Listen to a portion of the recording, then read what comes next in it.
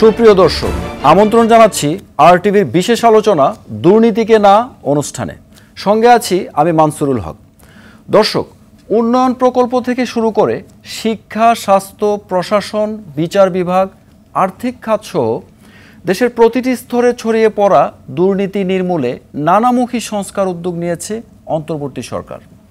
ইতিমধ্যে বেশ কয়েকটি কমিশনও গঠন করা হয়েছে। তারা এমন একটি কাঠামোগত সংস্কার আনতে চান যাতে প্রতিটি স্তরে স্বচ্ছতা এবং জবাবদিহিতা নিশ্চিত হয়। বিশেষজ্ঞরা বলছেন, দুর্নীতির কারণে দেশ যেমন আর্থিকভাবে ক্ষতিগ্রস্ত হচ্ছে, তেমনি জনগণকেও সেবা নিতে গিয়ে পড়তে হচ্ছে ভোগান্তিতে। দীর্ঘদিনের অপচর্চায় দেশে এমন একটি অপসংস্কৃতি গড়ে উঠেছে যেখানে দুর্নীতি একটি স্বাভাবিক ব্যাপারে পরিণত হয়েছে। এমন একটি বাস্তবতায় সমাজের রন্ধ্রে রন্ধ্রে ঢুকে পড়া দুর্নীতিকে নির্মূল করে সুনীতি ফিরিয়ে আনতে করণীয় নিয়েই আমাদের বিশেষ আয়োজন দুর্নীতিকে না। বিশেষ এই আয়োজনে আজ আমাদের স্টুডিওতে আছেন সাবেক সচিব ও সাবেক হাইকমিশনার মুফাজ্জল করিম এবং দুর্নীতি দমন কমিশন দুদকের সাবেক মহাপরিচালক মইদুল ইসলাম। যাচ্ছি মূল আলোচনায়। জনাব মইদুল ইসলাম, সমাজের প্রতিটি স্তরে দুর্নীতি ব্যাপকভাবে ছড়িয়ে পড়েছে। এ থেকে পরিত্রাণ পাওয়ার উপায় কি? ধন্যবাদ আপনাকে। ব্যাপক স্তরে যে ছড়িয়ে পড়লো সেটির কারণ আগে দেখতে হবে, তারপরে সেখান থেকে উত্তরণের জায়গাটাকে খুঁজতে হবে। এটা ধরেন ব্যাপক স্তরে ছড়িয়ে যাচ্ছে, তার একটি কারণ আমার কাছে যেটি মনে হয় সেটি হচ্ছে যে মানুষের অতিরিক্ত লোভ, সম্পদের লালসা যত, এবং সেই সুযোগটা এই দেশে এমনভাবে আছে যে যে যেভাবে পারে। আর একটা হলো যে ভোগের তৃষ্ণা বেড়েছে, মানুষের চাহিদা বেড়েছে, ভোগ বাড়ছে, ভোগবিলাসী জীবনের দিকে মানুষ ঝুঁকছে, যার ফলে নীতি নৈতিকতার দিকটা মানুষের অবক্ষয় হয়ে যাচ্ছে। তখন এই দুর্নীতি সর্বব্যাপী গ্রাস করছে। কারণ হচ্ছে যে দুর্নীতির বিরুদ্ধে যে ব্যবস্থাগুলো নেয়ার দরকার সেই ব্যবস্থাগুলো না নিয়ে বরংটা উল্টোটা দেখা যায়। সেটা হচ্ছে যে যারা দুর্নীতি করে কিছু পয়সা রোজগার করছে তারা দেখা যাচ্ছে সমাজের বিভিন্ন জায়গায় ক্ষমতায়িত হয়ে যায়। তারা কেউ নির্বাচনে দাঁড়াচ্ছেন, একেবারে রুট লেভেল থেকে, ইউনিয়ন কাউন্সিল থেকে শুরু করে আপনার এমপি নির্বাচন পর্যন্ত মন্ত্রী হয়ে যাচ্ছেন। এগুলো আমরা দেখেছি।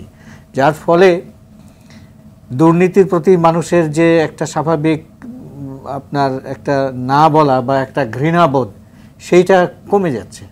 তা আমাদের এখন উল্টোটা করতে হবে। সেটা হচ্ছে যে প্রথমত হচ্ছে যারা দুর্নীতি করছেন তাদের দৃশ্যমান সাজার ব্যবস্থা করা, যদি সেইটা করা যায়, আর তার সাথে হচ্ছে যারা দুর্নীতি করছেন না তাদেরকে যদি কদর করা যায়, তাদেরকে যদি সমাজে সেইভাবে স্থান দেওয়া যায়, বিবেচনা করা যায়, তাহলেই দুর্নীতি এই যে অবস্থা অবক্ষয় চলছে সেইটি হয়তো বা অনেকখানি টানা সম্ভব হতে পারে।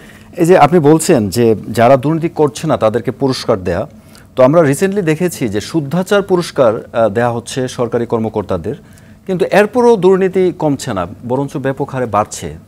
সেটা তো শুদ্ধাচার পুরস্কার যেটা, সেটা তো আর একটা অশুদ্ধ আচরের মানে ব্যবস্থা ছিল। সেখানে শুদ্ধাচার প্রাপ্ত পুরস্কার, যিনি মানে শুদ্ধাচার পুরস্কার প্রাপ্ত এক নম্বর আমরা জানি, শুনলাম যে ডক্টর বেনজির সাহেব, যিনি শুদ্ধাচার পুরস্কার পেয়েছেন, পুলিশ কমিশনার ছিলেন। এরকম আরও যারা শুদ্ধাচার পেয়েছেন তাদের অনেককেই দেখা যাবে যে তারা দুর্নীতিতে আকণ্ঠ নিমজ্জিত ছিল। একটু কি বলবেন যে শুদ্ধাচার পুরস্কার দেওয়ার মাপকাঠিটা কি অ্যাকচুয়ালি? না, আমি শুদ্ধাচার পুরস্কারের কথা কিন্তু আমি বলছি না, বা আমি যারা ভালো কাজ করবেন, সত্যতার সাথে থাকবেন, তাদেরকে এরকম করে একটা শুদ্ধাচার পুরস্কার দিতে হবে আমি সেই কথা বলছি না, আবার তাদেরকে পুরস্কৃত করতে হবে আমি সেটাও বলছি না।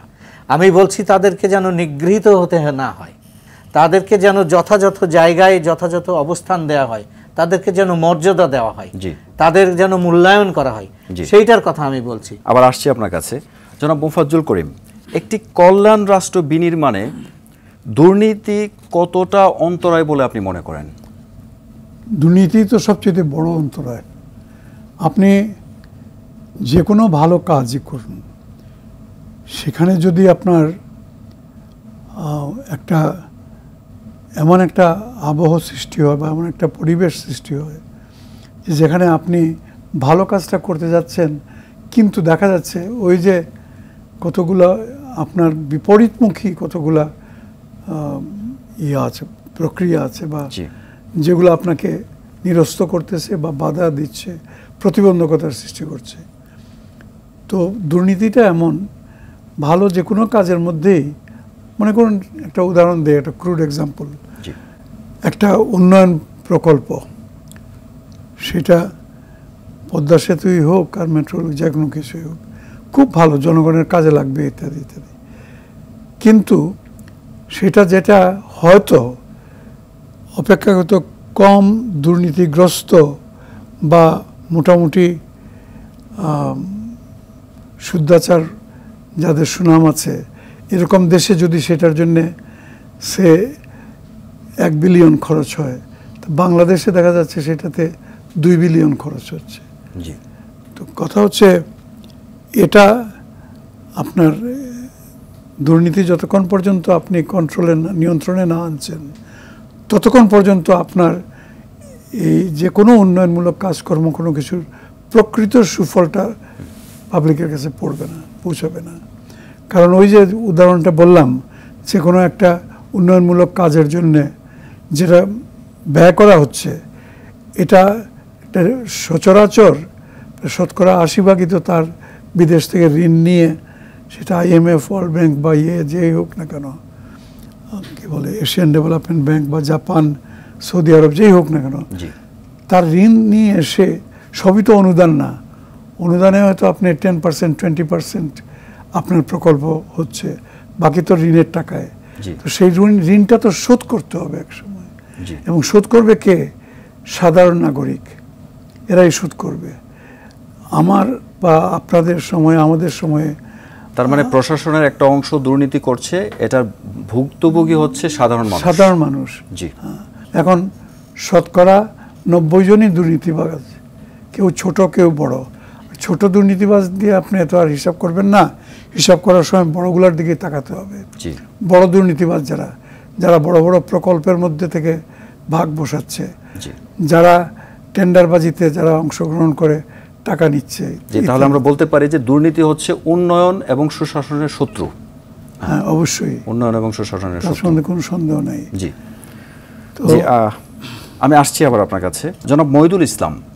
দুর্নীতি নিয়ন্ত্রণে রাষ্ট্রের পক্ষে বা রাষ্ট্রের পক্ষ থেকে বিভিন্ন ধরনের ব্যবস্থা রয়েছে, দুদকও রয়েছে, তারপরেও কেন দুর্নীতি নিয়ন্ত্রণ করা যাচ্ছে না?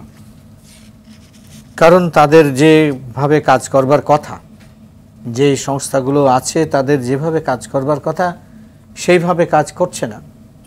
যেই জায়গায় হাত দেওয়ার দরকার সেই জায়গায় হাত দিচ্ছে না। একটু আগেই আমরা শুনছিলাম যে বড় বড় প্রজেক্টের কথা, সেই সমস্ত প্রজেক্টেই যত মেগা প্রকল্প তত মেগা দুর্নীতি, এটাই ছিল এবং এটাই হয়ে থাকে। এবং অনেক সময় যেটা এখনও পত্রপত্রিকায় বের হচ্ছে, যে অনেকগুলো প্রজেক্ট নেওয়াই হয়েছিল শুধুমাত্র দুর্নীতিকে টার্গেট করেই, দুর্নীতি করবার জন্য, মানুষের কতখানি উপকার হবে সেটার চাইতে বেশি ছিল দুর্নীতি করা। সেই জায়গাগুলোতে এই ধরেন দুর্নীতি দমন কমিশনের কথা যদি বলেন, তারা এরকম কোনো উল্লেখযোগ্য একটা প্রজেক্ট দেখাতে পারবেন না যেই প্রজেক্টে দুদক গেছে। জি জনাব মোফাজ্জল করিম, কেউ কেউ বলছেন দুর্নীতি প্রতিরোধের দায়িত্ব যাদের, তাদের অনেকেই দুর্নীতিগ্রস্ত, শস্যের মধ্যে বুদ থাকার মতো। তো এই জায়গাটায় আপনার বিশ্লেষণ কি? এটা তো ঠিকই, ওটা যদি না হয়, অর্থাৎ দুর্নীতি যারা প্রতিরোধ করবেন, তাদের মধ্যে যদি সততা না থাকে, তার কর্তব্য পালনে, তার দায়িত্ব পালনে যদি তিনি সৎ না হন, হাত মিলিয়ে ফেলেন, তাহলে তো আর দুর্নীতি দমন হবে না। যে করেই হোক না কেন, এটা প্রলম্বিত হতে থাকবে। আগে যেখানে দুর্নীতিবাজদেরকে ঘৃণা করা হতো, সামাজিকভাবে বয়কট করা হতো, এখন দুর্নীতিবাজদেরকে নীতি নির্ধারক করা হচ্ছে। তো এই যে একটা সামাজিক অবক্ষয়, এটা থেকে আমরা কিভাবে বের হয়ে আসতে পারি? তার কারণ হচ্ছে এই দুর্নীতি দেখতে দেখতে এবং দুর্নীতির সঙ্গে এখন বসবাস করতে করতে এটাকে গা শোয়া হয়ে গেছে, যেটাকে বলে গা শোয়া হয়ে গেছে। যে লোকটা মনে করুন 20,000 বা 25,000 টাকা বা 30,000 টাকায় চাকরি করছে, নতুন চাকরিতে ঢুকেছে, 20-22,000 টাকা বেতন পায়, সে যদি দেখা যায় এমন স্যুট টুট পড়তেছে বা কিছুদিন পরে 6 মাস পরে একটা গাড়িও চালাচ্ছে, তাহলে পরে ইদানিং মনে হয় খুব স্মার্ট, জি। খুব যেমন কাপড় চোপড় কথায় বার্তায় চালু তেমনি কি সুন্দর একটা গাড়ি, এই একটা ধারণা এসেছে। জি আগে হলে কি হতো, আজ থেকে 30 বছর 40 বছর আগের কথা, স্বাধীনতার আগে, বিশেষ করে স্বাধীনতার আগে আমরা তো চাকরি করেছি, সেখানে সঙ্গে সঙ্গে প্রশ্ন আসতে হচ্ছে এই গাড়ি কিনলো কিরম করে, জি টাকা পেলো কোথায়। ইদানিংকালে কেউ কাউকে এগুলো জিজ্ঞেস করে না। একটা বিরাট রকমের একটা সামাজিক একটা আন্দোলন, জি এবং আন্দোলন ছাড়া যে কিছু হয় না, সর্বশেষ প্রমাণ হচ্ছে বর্তমান সরকার, জি এবং এটা আন্দোলনের ফসল। বর্তমান সরকার কোনো ভোটের সরকার নয়, জি এমন না যে বিদেশি কোনো শক্তি তাদেরকে ক্ষমতায় বসিয়েছে, তাও না, কিছুই না। জি। কারা বসিয়েছে? জনসাধারণ, এবং এই জনসাধারণকে পথ দেখিয়েছে তরুণ শিক্ষার্থীরা। জি। ওই ছেলেরা তো মাসুল পাওয়ার জানে না, তারা মেধার পাওয়ার জানে। জি, জি। তারা বললো যে তোমরা আমাকে মারতে আসছো, আমাদের উপর আক্রমণ করছো, তাহলে আমি তোমাকে আমার মেধা দিয়ে, আমি আমার জনশক্তিকে সম্মিলিত করে, সমন্বিত করে তারপরে তোমাদের এটা প্রতিরোধ করে, এবং ঠিক তাই হয়েছে। জি জি জি ধন্যবাদ। আসছি আবার আপনার কাছে। যারা মহিদুল ইসলাম, মুফাজ্জল করিম মহোদয় বলছিলেন যে একটা সামাজিক আন্দোলনের মাধ্যমে, ছাত্র জনতার ঐক্যবদ্ধ আন্দোলনের মাধ্যমে আমরা একটা দ্বিতীয় স্বাধীনতা পেয়েছি, এটা অনেকেই বলছে। তো এই অন্তর্বর্তী সরকারের কাছে দুর্নীতি প্রতিরোধ করাটা একটা বিশাল চ্যালেঞ্জ বলে আমি মনে করছি। তো এই বিষয়টা আপনি কিভাবে দেখছেন? দুর্নীতি প্রতিরোধ করাটা যেমন চ্যালেঞ্জ, তেমনি আমি যেটি মনে করি যে তখন যে কথাটা ছিল যে বৈষম্যের বিরুদ্ধে আন্দোলন জি এবং বৈষম্যহীন সমাজ চাই। বৈষম্য সৃষ্টির প্রধান কারণটা কিন্তু দুর্নীতি। দুর্নীতি দিয়েই বৈষম্য তৈরি হচ্ছে, দুর্নীতি দিয়েই প্রচুর কিছু সংখ্যক মানুষ প্রচুর টাকা পয়সার মালিক হয়ে যাচ্ছে, অধিকাংশ মানুষ আপনার গরিব হয়ে যাচ্ছে। যেটি বলেন না কেন, সমাজ যে আজকে দুর্নীতিগ্রস্ত হয়ে গেছে, সমাজ যে আজকে পচে গেছে, সেই জন্য দায়ী প্রধানত মুখ্যত রাজনীতি। যদি রাজনীতিকে শুদ্ধ করা না যায়, তাহলে এনারা 2 বছর যদি থাকেন, 3 বছরের বেলায় মাথায় এসে আবারও যে সেই সিন্দাবাদের দত্ত এসে ঘাড়ের উপরে চাপবে, এবং সেইটাই চলতে থাকবে। এই থেকে যদি আমাদেরকে বেরোতে হয়, তাহলে রাজনীতি সংস্কার একটা করতে হবে। আমরা আলোচনায় আবার ফিরব ছোট্ট একটু বিরতির পর। দর্শক, বিশেষ আলোচনা দুর্নীতিকে না অনুষ্ঠানে নিচ্ছি ছোট্ট একটি বিরতি, সঙ্গেই থাকুন। দর্শক, বিরতির পর আপনাদের আবারও স্বাগত। দেখছেন দুর্নীতিকে না অনুষ্ঠান, সঙ্গে আছি আমি মানসুরুল হক। ফিরছি আলোচনায়। জনাব মুফাজ্জল করিম, প্রশাসনে যেভাবে দুর্নীতি ঢুকে গেছে, তাতে দেশের প্রশাসনকে দুর্নীতিমুক্ত করা কতখানি চ্যালেঞ্জ বলে আপনি মনে করেন? দেখুন, প্রশাসনের দুর্নীতি সবসময় ছিল দেশে। আপনার এই যে সরকারি কর্মচারী যারা প্রশাসনে রয়েছে, তাদের যদি টপের দিকে যদি আপনার শীর্ষ পর্যায়ে যদি দুর্নীতি ঢুকে পড়ে, তাহলে এটা পার্কুলেট করতে করতে আস্তে আস্তে নিচের দিকে যাবে। আগে যেমন একজন পিয়ন, সে রিটায়ারমেন্টের সময় হয়তো 10,000 বা 12,000 পেয়েছে, এখনকার পিয়ন চাকরিতেই ঢুকতেছে 20-22,000 টাকাতে ঢুকতেছে। তো বাড়িয়েছে, কিন্তু না, সেও আর কি এখন সুযোগ পেলে পরেই, বা একজন কেরানি বা একজন আর ক্লাস 2-3 অফিসার ইত্যাদি। তো কথা হচ্ছে আপনার এই যে ইয়েটা সরকারের উচিত, এবং সরকার নিশ্চয়ই জানে তার প্রশাসনের মধ্যে কারা কারা দুর্নীতিবাজ। এখানে কি কোনো সিস্টেমে গলদ রয়েছে, যে কেউ ইচ্ছে নেই কিন্তু এরপরও সে দুর্নীতি করতে বাধ্য হচ্ছে, এমন কি কোনো সিচুয়েশন বা এমন কি কোনো সিস্টেম রয়েছে? দুর্নীতি করতে বাধ্য হচ্ছে কিরকম? অনেকে যেমন তার বস খাচ্ছে, তাকেও নিতে হবে, না হলে সে তাকে দিতে পারবে না, অথবা বস তার উপরে এই ধরনের কি এটা কথা আমরা শুনে থাকি। এটা কথা ঠিক না। এটা তো আমরা তো চাকরি করে এসেছি, আমরা তো সেরকম পরিবেশের ভিতরেই চাকরি করেছি। জি, সেটাই আমাদেরকে তো কেউ এই কথা, কিন্তু আমরা যখন সার্ভিস নিতে যাই, আমরা যখন অনেক সরকারি ডিপার্টমেন্টে সার্ভিস নিতে যাই, তখন আমরা শুনি, আমরা নাম বলবো না, যে না আমাকে এটা দিতে হবে কারণ আমার বসকে দিতে হবে। হয়তোবা সেটা না না না না, এটা আপনি যেটা বলছেন এটা আছে, এটা ঠিকই আছে, কিন্তু সেই বস আমার বস দুর্নীতিবাজ অত আমাকেও টাকা খেতে হবে, এরকম হয় না। জি এরকম হবে কেন? হ্যাঁ, তবে যে আসলে নিজেই দুর্নীতিবাজ সে ভাববে আলহামদুলিল্লাহ খুব ভালো হয়েছে, জি স্যারেও তো সুযোগ খায়। পেয়ে যায় তখন। হ্যাঁ, সে ভাবে যে আরে মন্ত্রী সাহেব যদি 1 লাখ টাকা নিতে পারে আমি কেন আমি নেব না? 50,000 টাকা নেব, অসুবিধা নেই। তো এটা সমস্ত কিছু নির্ভর করতেছে সরকারের উপরে, অন্তর্বর্তীকালীন সরকারই হোক আর নির্বাচিত সরকারই হোক, সরকারের উপরে। জি ধন্যবাদ। জনাব মহিদুল ইসলাম, ইদানিং আমরা লক্ষ্য করছি যে রাজনীতিবিদ, ব্যবসায়ী এবং সরকারি কর্মকর্তারা মিলে একটা বিশাল সিন্ডিকেট তৈরি করছে, যেটা দুর্নীতির সিন্ডিকেট। তো এই সিন্ডিকেটটা ভাঙার উপায় কি?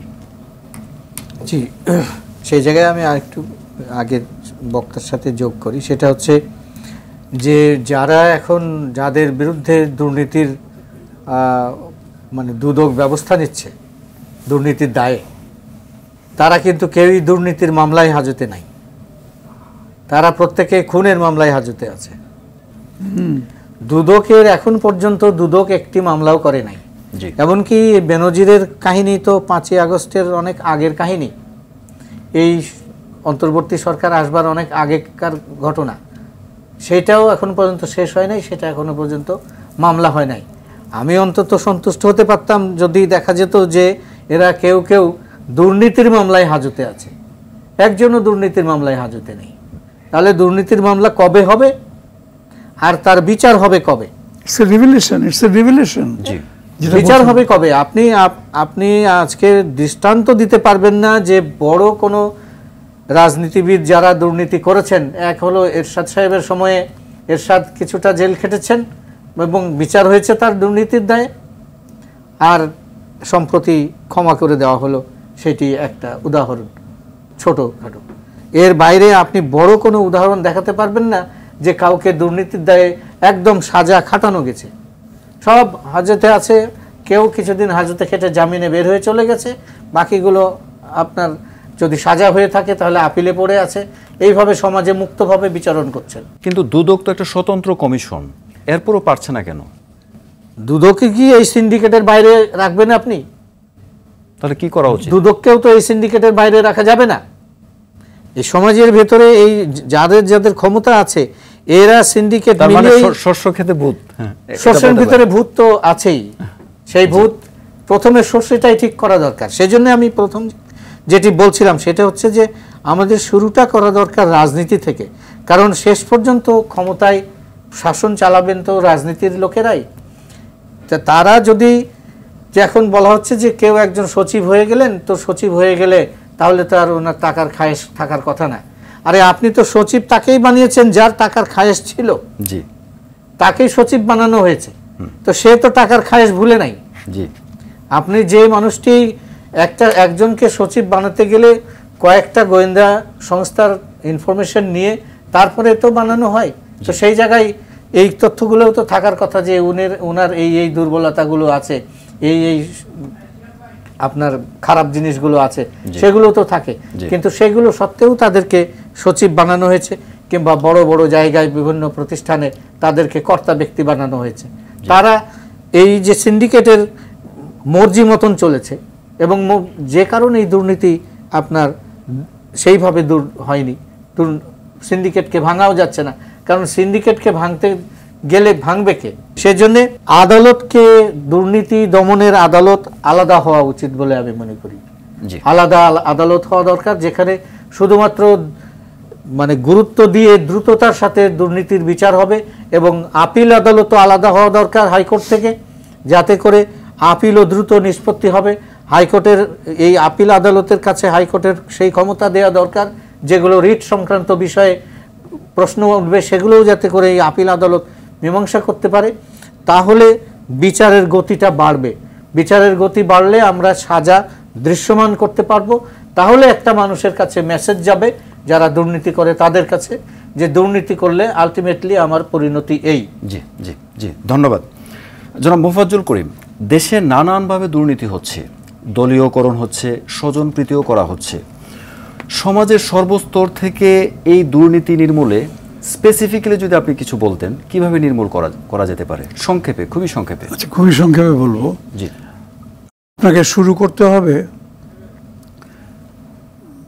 পরিবার থেকে শুরু করতে হবে, সমাজের একেবারে সব্বার, মানে পাড়া প্রতিবেশী ইত্যাদি ইত্যাদি। অর্থাৎ সব কিছু সরকারি দপ্তরে ছেড়ে না দিয়ে পাবলিককে সম্পৃক্ত করতে হবে। প্রথম কথা হচ্ছে পাবলিকের মধ্যে জনসচেতনতা। ওরা তো পাবলিক তো এখন মনে করেন না না কি বলতেছেন, অমুক সাহেবরে টাকা দিব না, টাকা তো দেওয়ার তো নিয়মই আছে, নিয়মে ওদের কাছে এটা নিয়ম হয়ে গেছে। এই ধারণাটা প্রথম ইয়ে করে দিয়ে বলতে হবে না, দুর্নীতির বিরুদ্ধে, ওই যে আপনাদের শিরোনাম দুর্নীতির বিরুদ্ধে না বলুন, এই দুর্নীতিকে না বলুন, এটা পাবলিককেই বলতে হবে। যারা সমাজে যেটা সেবা নেওয়ার জন্য তো যাচ্ছে প্রশাসনের কাছে, বাইরে তাদেরকে বলতে হবে আপনাকে যে না, পয়সা করে দিতে হবে না, নিষেধ করেন। তাহলে নিষেধ করলে পরে যদি আমি সেবা না পাবেন, সবাই যদি সংঘবদ্ধভাবে যে আওয়াজ তুলেন, তাহলে পরে ওই সংঘবদ্ধ আওয়াজের ফলাফল হিসাবে যেরকম একটা সরকার পতন হয়ে গেল, সেইভাবে ঠিক দুর্নীতিবাজ যে আমলারা আছে বা কর্মকর্তা কর্মচারী যারা আছে বিভিন্ন ক্ষেত্রে, তাদেরও পতন হবে বা অন্তত ইমপ্রুভমেন্ট হবে। অর্থাৎ জনগণকে নিতে হবে, জনগণকে নিতে হবে, সামাজিক আন্দোলন করতে হবে।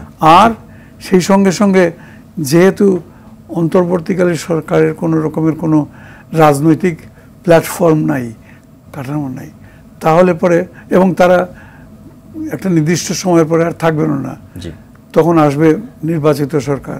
আমি বিশ্বাস করি আমাদের রাজনৈতিক দলগুলো যারা আছেন তাদের মধ্যে অনেক যোগ্য নেতারাও আছেন, খালি তাদের অসম্মান সূচক কথা বললে হবে না।